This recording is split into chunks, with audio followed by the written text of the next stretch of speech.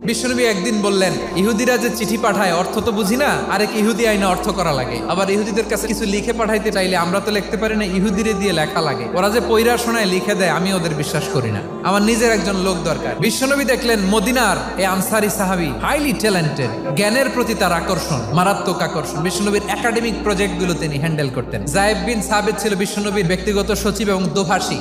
ইহুদিরা কিছু লিখে দিলে এটার অর্থ বিশ্বনবীরে বুঝায় দিতেন। আবার ইহুদিদের কাছে কিছু লিখতে হলে তিনি লিখে দিতেন। বিশ্বনবী এই যায়েদ বিন সাবিতকে চুজ করলেন ল্যাঙ্গুয়েজের জন্য।